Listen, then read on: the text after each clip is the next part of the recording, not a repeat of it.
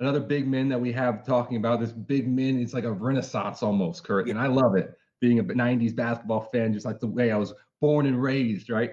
And we have Jokic and Joel Embiid. What's your take with Jokic's amazing performances recently as of late? Who is the best big man of the NBA?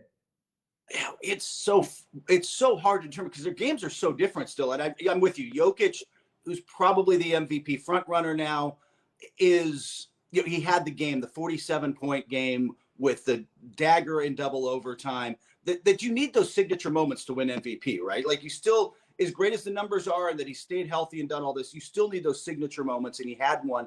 But when you're just comparing who's better, it's a little bit what you're trying to do with the team, right? Because Jokic is obviously a better passer, and you make him the hub of your offense in a way that's much harder to do with Joel Embiid. But Joel Embiid has been the most dominant player in the NBA when he's healthy, right? Like he has been the most dominant player on both ends. He anchors their defense. If he plays like this in the playoffs, who's got an answer for him in the East? Does Brooklyn have an answer? In the whole NBA. No, so he is such a dominant force. It's very different. It's really hard to compare. Again, the difference this year, both in MVP and first team All NBA, is probably just minutes because Jokic has played so many more minutes and therefore gets some value through that. But Embiid has just been such a force of nature when he plays this year. I mean, what do you think? You're the fine connoisseur of the fine wine of big men here. Like, what do you see? Swirling around the big, yeah. Look, I think Embiid is, like you said, dominant.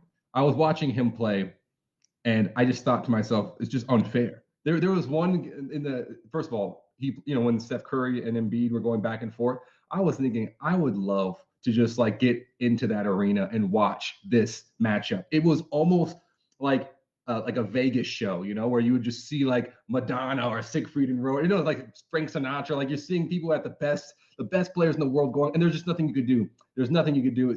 There was a move where Joel Embiid had Draymond Green face up, right?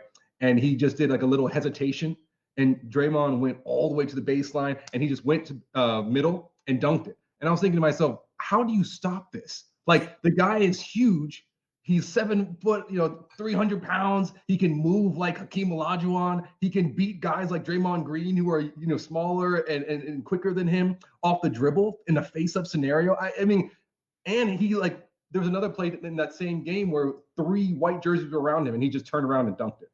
Yeah. And I was like, that's like Shaq back in the day. Like, what can you do? Yeah. It was amazing. So yeah, I'm with you. I think Joel Embiid, when he's healthy, there's just no answers. There are no answers for him.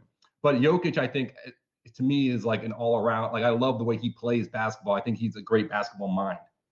Yeah, and they've built a great team around him. Unfortunately, we talk about Jamal Murray not being there hurts them, but he's the guy where now all these guys around him can cut. All these guys around him can hit threes, and suddenly you're like, well, you can't really stop him one-on-one. It's awkward and it feels a little off balance, and it's not kind of forceful like Embiid or. He's not exactly Connie Hawkins graceful when he gets the ball, but the ball goes in. Like he can shoot it. He gets it in, gets it off the angles, knows where to be. And then if you start to double him, if you start to try to take that away, he just picks you apart because of that IQ, because of that passing, and because now they've got the right guys around him to take advantage of that. Where Joel Embiid, you said, and you didn't even mention it.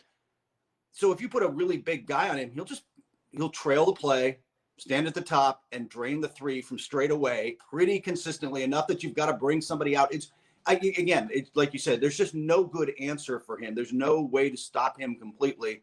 And if he can play like that in the postseason, Philadelphia, hey man, I'd go to Philadelphia and get some cheesesteaks during the finals. I'm okay with that. Hey, you can't complain with cheesesteaks, right?